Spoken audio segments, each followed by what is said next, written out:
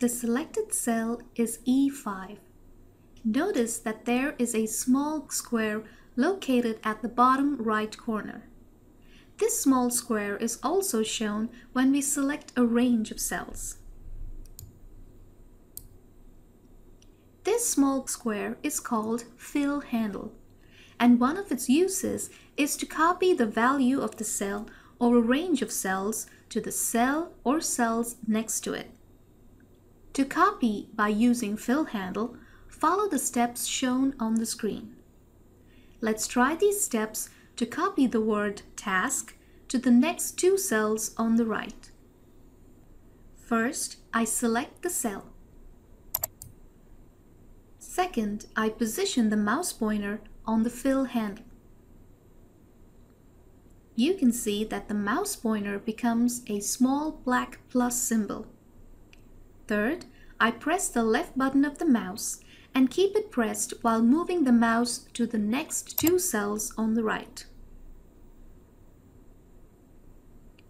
Finally, I release the left button of the mouse, and the word task is copied to the cells that were selected. By following the same steps, I can also copy the word task to the cells on the left,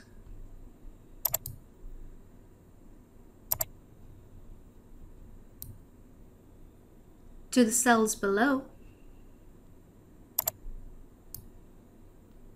and to the cells above.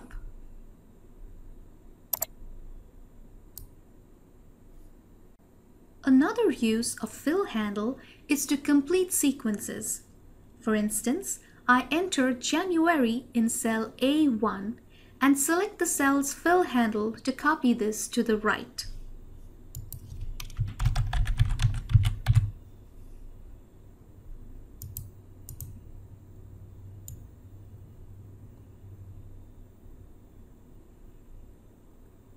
You can see that Excel completes the months in sequence. In summary, when fill handle is used, Excel will try to find out if the selection belongs to a sequence. If yes, then Excel will complete the sequence. If not, Excel will just copy the same value. Let's look at some additional examples. I'll enter the number 1 in cell A3. And I use the fill handle to copy it to the cells below.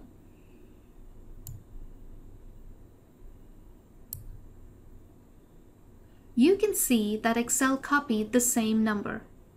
Now I enter the value 2 in cell B3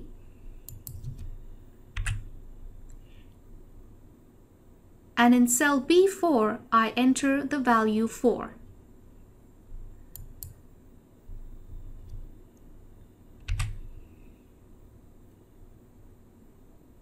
And I select both cells and use the fill handle to fill out the values in the cells below.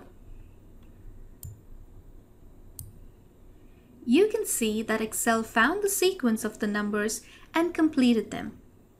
Now I enter the text Q1 in cell A2.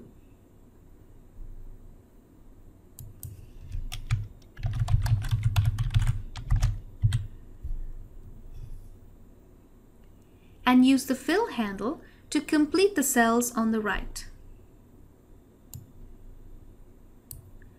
You can see that Excel completes the sequence too.